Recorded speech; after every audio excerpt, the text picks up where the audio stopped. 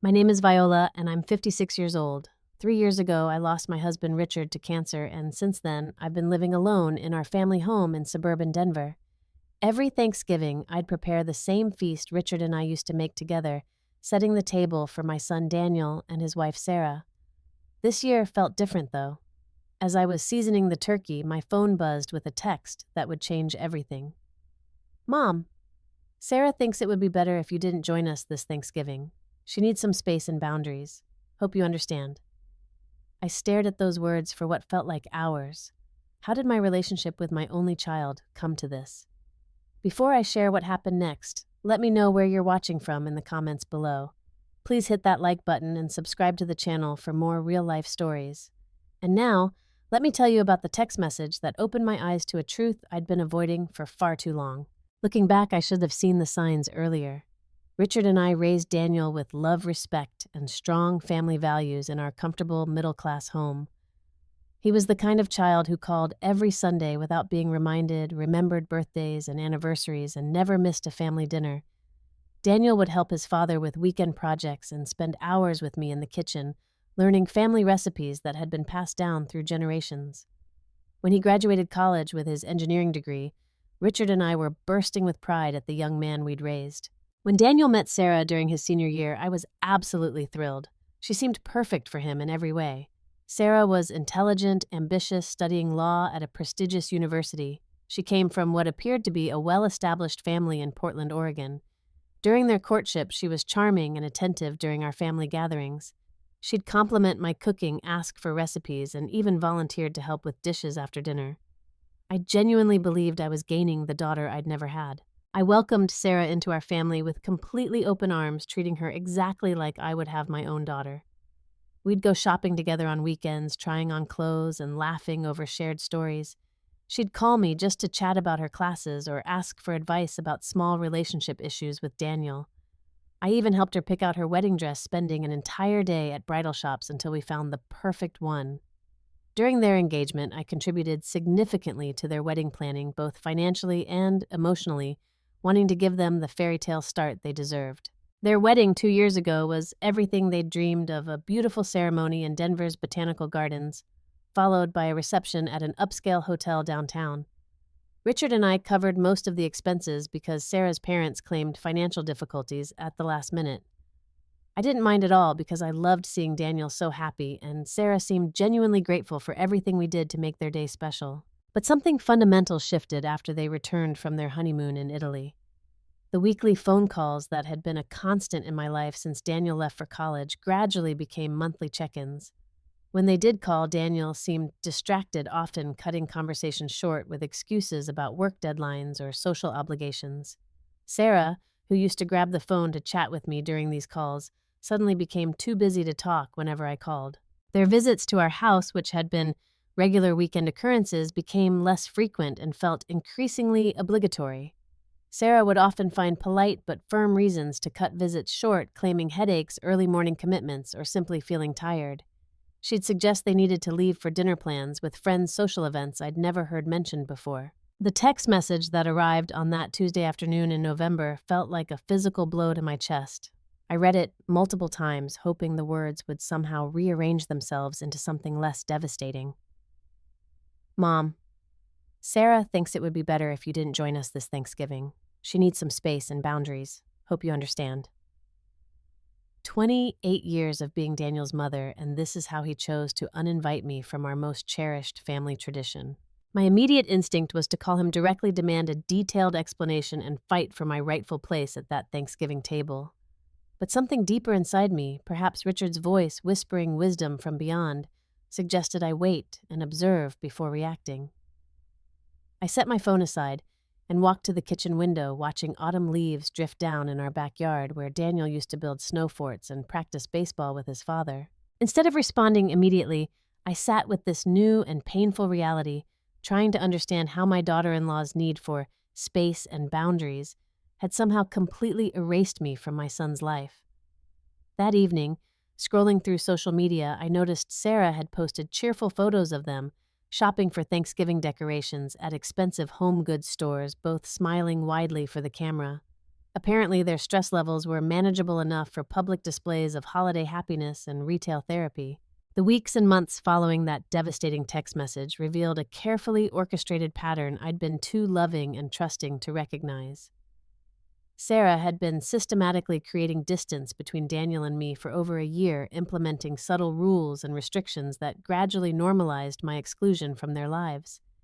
She'd begun suggesting I only call on Monday evenings when Daniel wasn't overwhelmed with work projects or weekend plans.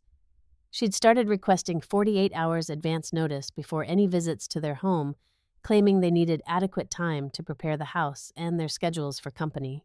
These weren't reasonable boundaries designed to protect a young couple's privacy and independence. These were carefully constructed barriers specifically designed to limit my access to my own son while maintaining plausible deniability about their true purpose.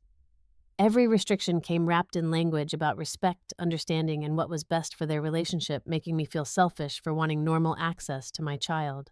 Christmas brought another devastating revelation that shattered my remaining illusions about our family dynamic.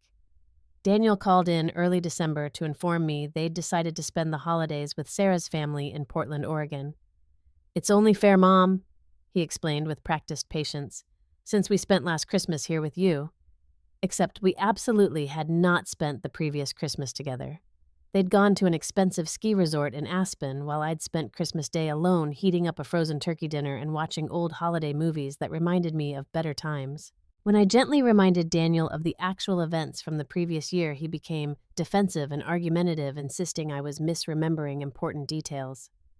"Mom, we definitely spent Christmas Eve with you before leaving for our trip," he said, though I clearly remembered sitting alone that entire week watching their vacation photos appear on social media, while I wondered what I'd done wrong to deserve such isolation during the most family-oriented holiday of the year. This conversation revealed something deeply troubling about how thoroughly Sarah had begun rewriting our family history in Daniel's mind.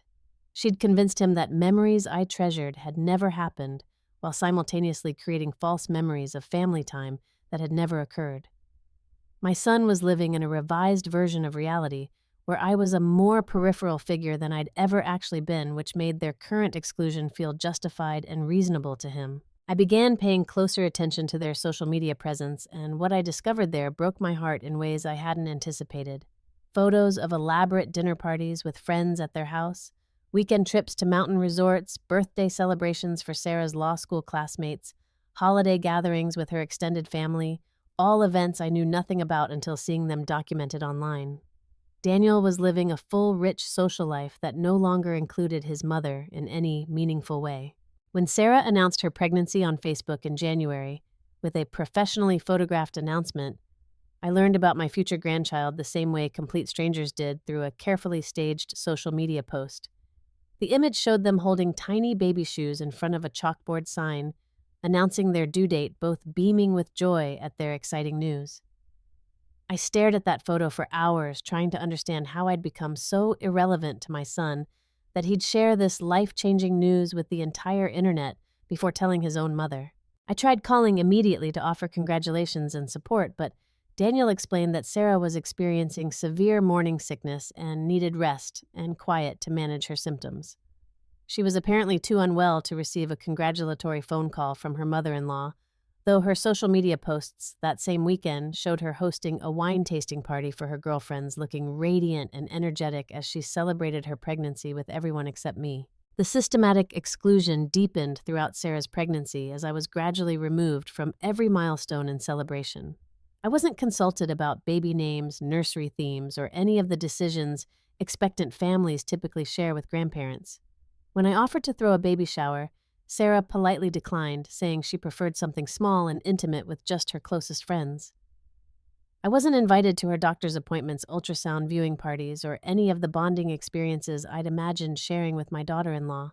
The most devastating blow came in March when I discovered I hadn't been invited to Sarah's baby shower. I only learned about this major celebration when our neighbor, Mrs. Peterson, mentioned seeing numerous cars parked outside Daniel's house during what was obviously a large festive gathering. She described seeing women carrying beautifully wrapped gifts and elaborate flower arrangements into their home while I sat at my own kitchen table, completely unaware that my grandchild's celebration was happening 3 miles away. That night, I sat in Daniel's childhood bedroom surrounded by soccer trophies, academic awards, and framed photographs documenting his journey from infant to adult. I cried harder than I had since Richard's funeral, finally accepting that I'd lost my relationship with my only child in ways I was still struggling to understand. The little boy who used to crawl into my bed during thunderstorms had grown into a man who wouldn't even tell his mother about celebrating his unborn child. Desperate to understand what had gone wrong between us, I called Sarah directly the following day, hoping an honest conversation might clear the air and restore some normalcy to our relationships. She answered with the artificially sweet tone she'd perfected for managing difficult situations, but when I asked directly why I hadn't been invited to the baby shower, her demeanor shifted to something much colder and more calculated. "Viola, I think you need to understand that Daniel and I are building our own family now," she said with practiced authority. "We need space to grow and develop our own traditions without feeling pressured by outside expectations and demands." Outside expectations. That's what I'd become to the woman I'd once considered a daughter, treated like extended family and supported through the most important transitions of her young adult life. The final devastating revelation came in early April when I drove past Daniel's house while running errands and noticed more than a dozen cars crowding their driveway and street. Concerned something might be wrong, I called to check on them, only to have Daniel answer with obvious party noise and laughter in the background. "Oh, Mom, we're just having a few friends over for dinner. Nothing special, really," he said, though I could clearly hear music, multiple conversations, and the sounds of a significant celebration happening behind his awkward explanation. His dismissive response felt like another deliberate lie designed to minimize my hurt feelings while protecting whatever event I'd been excluded from. Later that evening, Instagram posts from Sarah's law school friends revealed it had been a major promotion celebration party. Sarah had been offered a position at a prestigious Denver firm, and they'd thrown an elaborate party to commemorate this career milestone. Apparently, toasting my daughter-in-law's professional achievements didn't require the presence of the woman who'd supported and encouraged her throughout law school. This pattern of exclusion, followed by casual lies about the significance of events, had become their standard approach to managing my feelings while maintaining their social calendar. I was being systematically erased from their lives while being told nothing important was happening without me.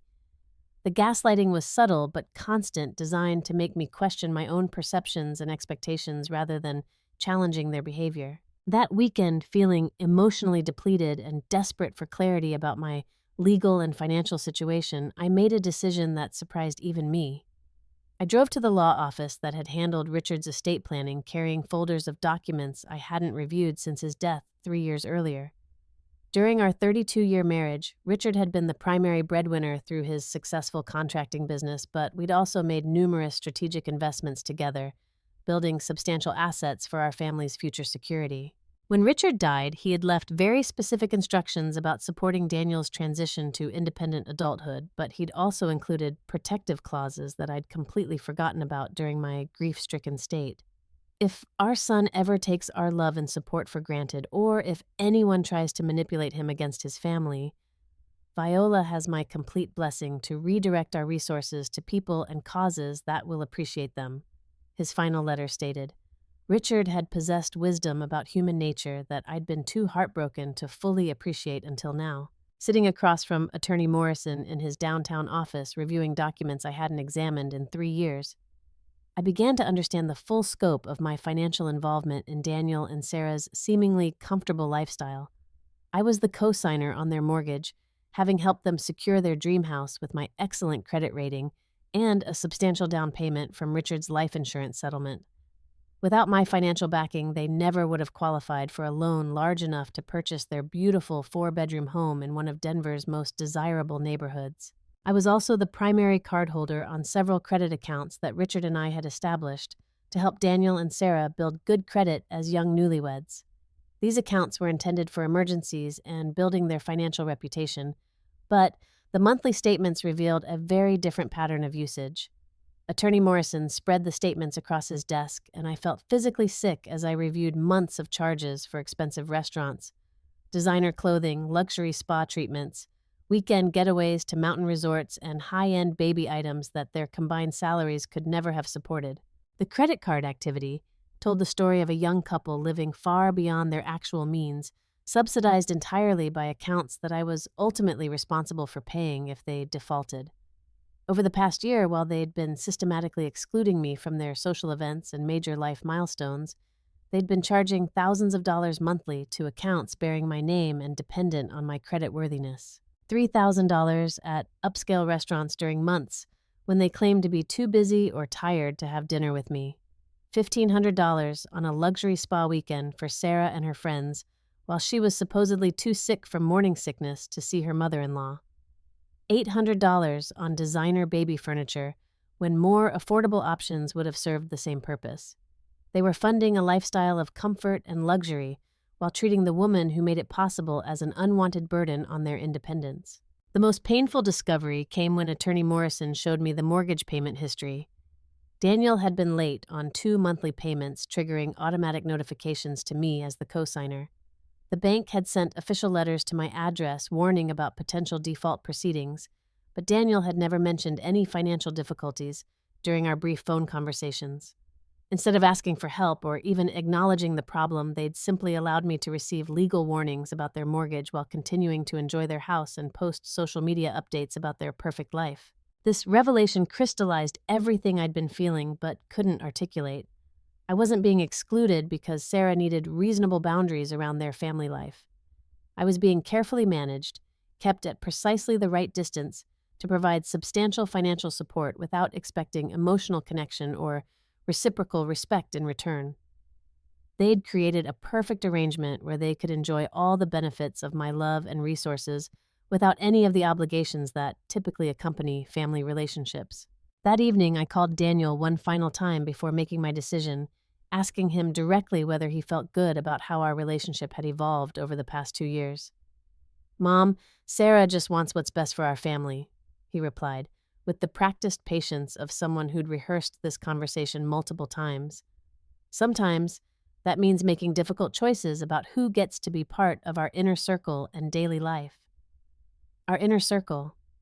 My son had learned to speak Sarah's language of exclusion so fluently that he couldn't recognize how cruel those words sounded coming from his mouth. I spent that night reading through Richard's personal journals, looking for the wisdom and guidance he'd left behind for exactly this type of situation. In an entry dated just 3 weeks before his death, I found words that seemed written specifically for this moment. "I worry about Daniel sometimes. He's fundamentally a good person, but he's always been easily influenced by stronger personalities. Viola's kindness and generosity might make her overlook manipulation that I'd recognize immediately. If someone ever tries to use our son's gentle nature to hurt the people who love him most, I hope Viola will remember that genuine love sometimes requires letting people face the natural consequences of their choices." Richard had understood something about Daniel's character that I'd been too close to see clearly. Our son's naturally agreeable personality and desire to avoid conflict made him vulnerable to manipulation by people who understood how to exploit those traits. Sarah hadn't just married Daniel. She'd identified him as her pathway to a financially comfortable lifestyle subsidized by parents who loved him unconditionally. But Richard had also given me explicit permission to protect myself when that love was being taken for granted and weaponized against me. The next morning, I began the difficult process of untangling my financial support from their lives. My first call was to the mortgage company, where I officially notified them of my intent to remove myself as co-signer on Daniel's home loan. As co-signer, I had the legal right to withdraw my financial guarantee at any time, which would require Daniel and Sarah to either immediately refinance the house based solely on their own income and credit or face foreclosure proceedings. Given their spending patterns, existing debt, and actual combined income, successfully refinancing would be nearly impossible. Next, I contacted each credit card company where Daniel or Sarah held authorized user status on my accounts. The customer service representatives were professional and efficient as they explained the cancellation process, though I could hear concern in their voices when they reviewed the outstanding balances. These weren't small convenience accounts. They represented nearly $50,000 in available credit that Daniel and Sarah had been treating as their personal expense budget for over a year. The most emotionally difficult call was to my financial advisor, Helen, who had managed our family's investments for 15 years. I needed to modify my will change beneficiaries on life insurance policies and redirect investment accounts that Richard had specifically earmarked for Daniel's future and our potential grandchildren's education funds. The college savings account, we'd established the substantial life insurance policy that named Daniel as primary beneficiary, the diversified investment portfolio that Richard had built specifically to support our family's next generation. All of it needed to be redirected to recipients who would appreciate rather than exploit our generosity. Helen understood the gravity of what I was requesting because she'd watched our family dynamics evolve over the years. Viola, are you absolutely certain about these changes? Once the new documentation takes effect, reversing these decisions will be legally complicated and emotionally difficult, she warned. I thought about Daniel's dismissive tone when describing his promotion party as nothing special, while I learned about major life events through social media posts. Helen, I'm not closing any doors permanently, but I'm teaching my son that love and financial support must be mutual, based on respect rather than entitlement. Right now, he's forgotten that fundamental truth. The legal paperwork took nearly 3 weeks to complete, during which time I made another life-changing decision that surprised everyone who knew me. I contacted a real estate agent and put our family home on the market, beginning the process of relocating to Fort Collins, about an hour north of Denver. The house held too many memories of the family relationships I'd thought we had, and staying there felt like waiting for a life that would never return. I wanted to start completely fresh somewhere I could build new relationships based on mutual respect and genuine appreciation, rather than family obligation. I spent those weeks carefully sorting through 30 years of family belongings, deciding what to keep, donate, or discard. Daniel's childhood bedroom required the most emotional energy as I packed away soccer trophies, school awards, and photo albums documenting his journey from infancy through college graduation. I kept the most meaningful items, but donated furniture and belongings that represented a chapter of my life that had definitively ended. During this transition period, I maintained my normal communication pattern with Daniel, calling on Monday evenings as Sarah's schedule permitted and keeping conversations brief and surface level. I didn't mention the legal changes I'd initiated or my plans to relocate. They would discover the new reality when it became impossible to ignore, and I wanted to see how they'd respond when their comfortable lifestyle was suddenly threatened. My new townhouse in Fort Collins was everything our Denver home wasn't: compact, modern, and completely free from emotional baggage. I could walk to coffee shops, bookstores, and parks filled with people my age who were also building new chapters of their lives. For the first time in 3 years, I felt optimistic about my future, rather than trapped by disappointment about my present circumstances. 3 months after completing my financial and residential transitions, I was arranging fresh flowers in my new kitchen when my phone rang with Daniel's number displayed. This wasn't his usual Monday evening call. It was Thursday afternoon, and he was calling outside of Sarah's carefully managed communication schedule. When I answered, I immediately heard something in his voice I hadn't heard since he was a young child dealing with problems too big for him to handle: alone desperation and genuine fear. Mom, something's terribly wrong with our mortgage situation. The bank called today and said you're no longer on our loan as co-signer, and now they want us to re-qualify based solely on our own income and credit score. They're saying we have 30 days to successfully refinance through a different lender, or they'll begin foreclosure proceedings against our house. What happened? Did you make some kind of mistake with the paperwork? His voice carried the same crack of anxiety I remembered from his childhood when he'd broken something valuable and hoped I wouldn't notice. I took a long, deep breath while looking out at my small garden where I'd been learning to grow vegetables appropriate for one person rather than planning meals for an extended family. Daniel, I didn't make any mistakes. After receiving your text about Thanksgiving and experiencing months of being systematically excluded from your life and major milestones, I realized I needed to make some fundamental changes. I removed my financial support so you and Sarah could build the completely independent life you seemed to want so desperately. The silence that followed lasted so long, I wondered if our call had been disconnected. When Daniel finally spoke again, his voice sounded smaller and younger than I'd heard it in years. Mom, we can't possibly qualify for this mortgage based on our own income. Sarah's student loan payments and our credit card debt mean our debt-to-income ratio is way too high for any conventional lender. We never seriously thought about this scenario. We just assumed you'd always be there as financial backup whenever we needed support. always be there as backup. Not as his beloved mother, not as cherished family, but as a financial safety net that could be stored away and ignored until emergencies made my resources necessary. What credit card debt are you referring to, Daniel? I asked, though I already knew exactly what he'd discovered. The last time we discussed your financial situation, you assured me everything was completely under control and well within your budget. Another long pause filled with the sound of papers rustling and Sarah's voice asking sharp questions in the background. The credit cards you co-signed for us when we got married, we thought they were just part of our regular monthly budget. Sarah handles all our finances, and she explained these were normal expenses for people our age. According to these statements, we owe about $37,000 across multiple accounts.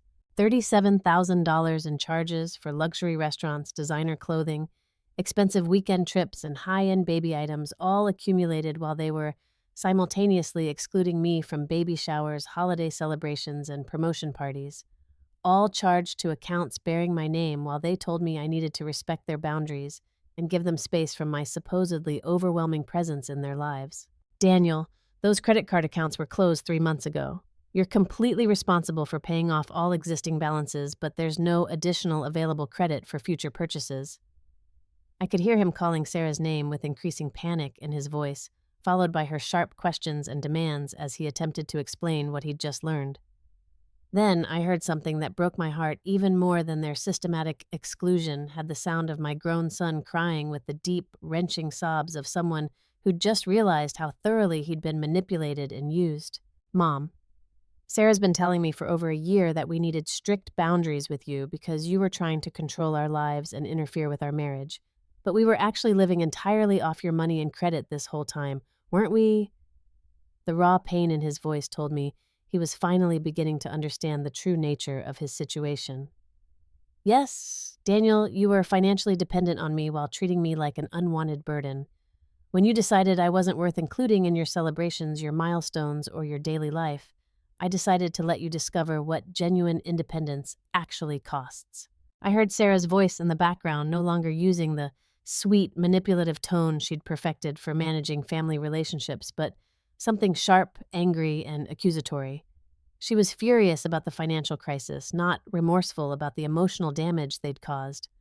More importantly, she was directing her anger at Daniel for failing to understand their precarious financial situation, rather than acknowledging her role in creating these problems through systematic manipulation and financial irresponsibility. Over the following 2 weeks, Daniel called me 6 more times, each conversation revealing additional layers of the carefully constructed web of financial dependency and emotional manipulation that Sarah had woven around their marriage.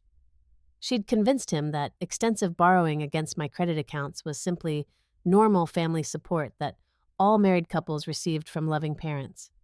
Simultaneously, she'd argued persuasively that my desire to remain connected to their lives was toxic, controlling behavior that threatened their independence and marital happiness. Sarah had created the perfect situation where they could enjoy all the substantial benefits of my love support and financial resources while reciprocating absolutely nothing in terms of emotional connection, respect, or inclusion in their lives.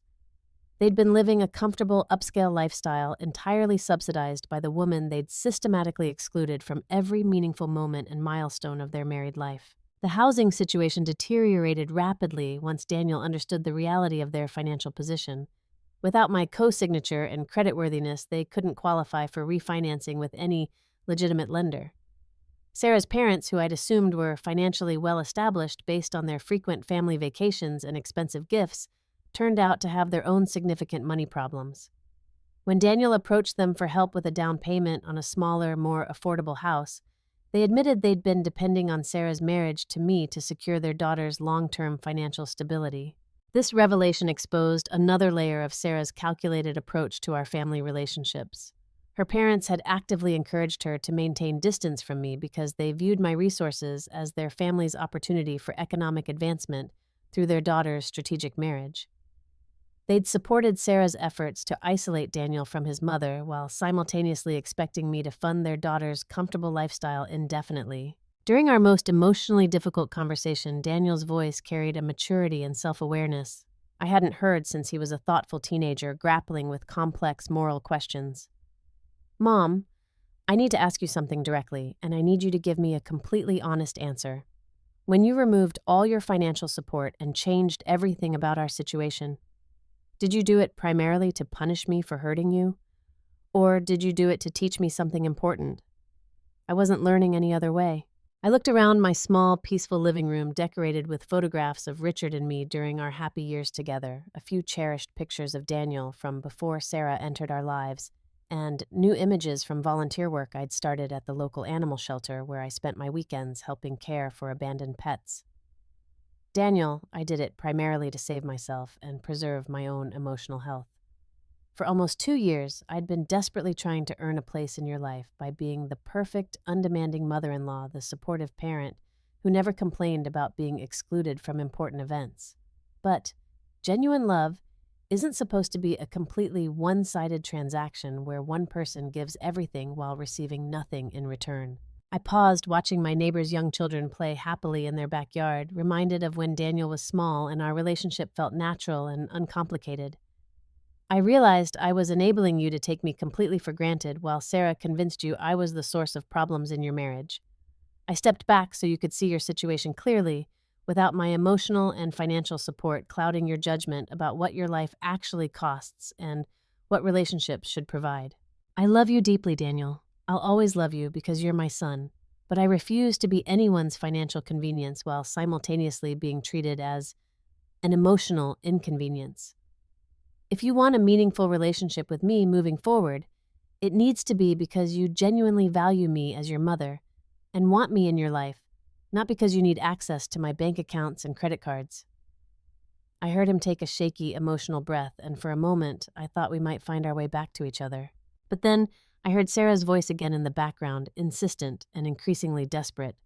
She wasn't interested in repairing damaged relationships or acknowledging the pain they'd caused me. She wanted to know if I could help them with security deposits and moving expenses for an apartment since they were losing the house.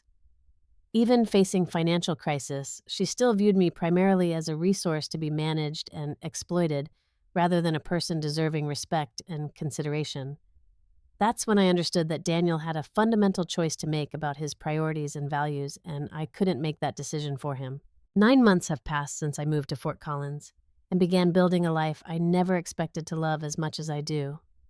I volunteer at the animal shelter 4 days each week, where I've learned that some of the most grateful and loving hearts belong to creatures who've been abandoned, mistreated, and rescued by people who recognize their value. Working with these animals has taught me profound lessons about resilience, the healing power of consistent kindness, and the importance of not allowing past hurts to close our hearts to future possibilities for connection. I've joined a hiking group specifically designed for women over 50 who want to explore Colorado's magnificent natural beauty while building supportive friendships with peers who understand the unique challenges and opportunities that come with this stage of life. Every weekend, we tackle different trails throughout the state, sharing stories, offering encouragement, and celebrating our physical and emotional strength.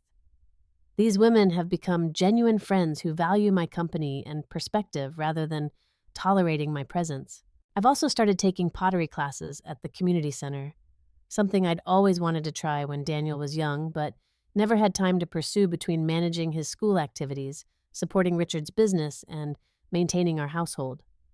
Working with clay has become a form of moving meditation that helps me process emotions while creating beautiful, functional objects that bring me joy and satisfaction. My small townhouse has become a sanctuary filled with plants, books, handmade pottery, and photographs documenting my new adventures and relationships.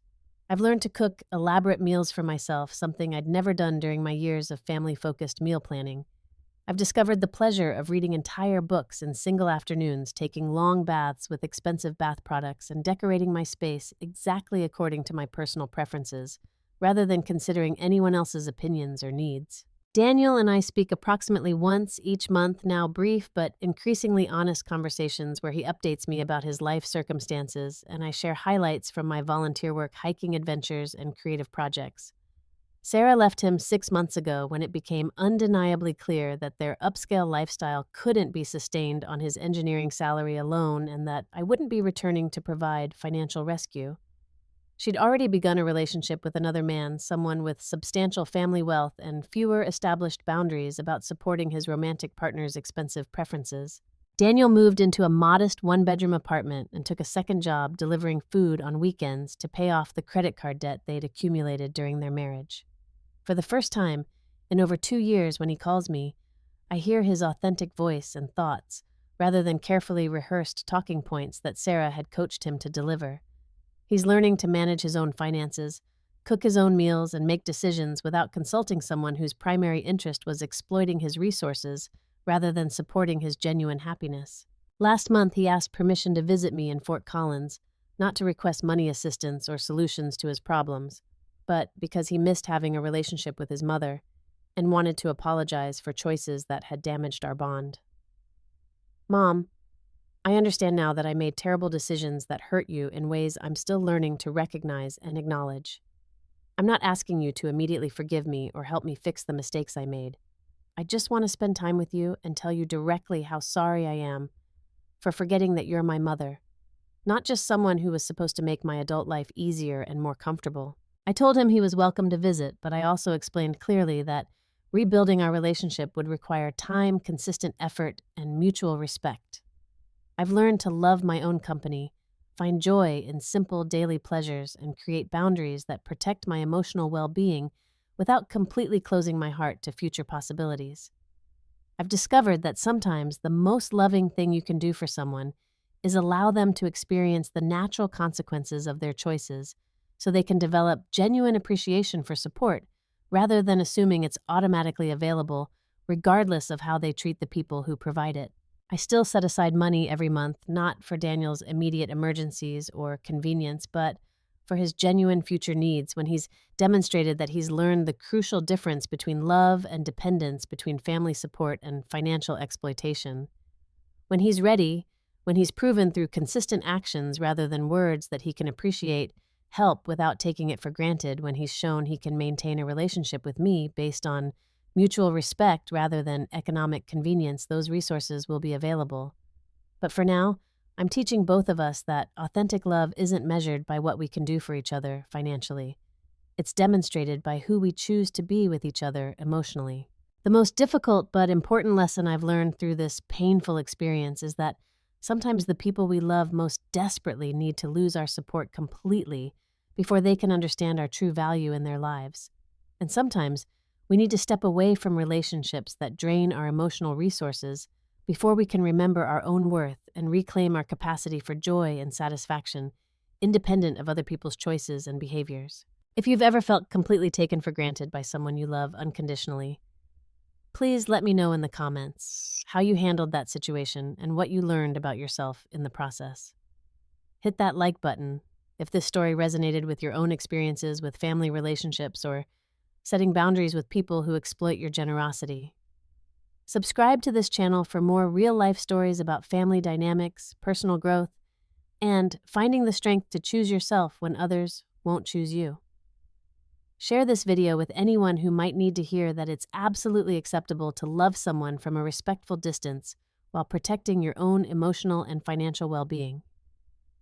Thank you for taking time to listen to my story, and remember that you're never too old or too established in your relationships to choose your own happiness and self-respect first. Have a wonderful day, and I'll see you in the next video where we'll explore more stories about resilience, personal transformation, and the courage to build the life you truly deserve.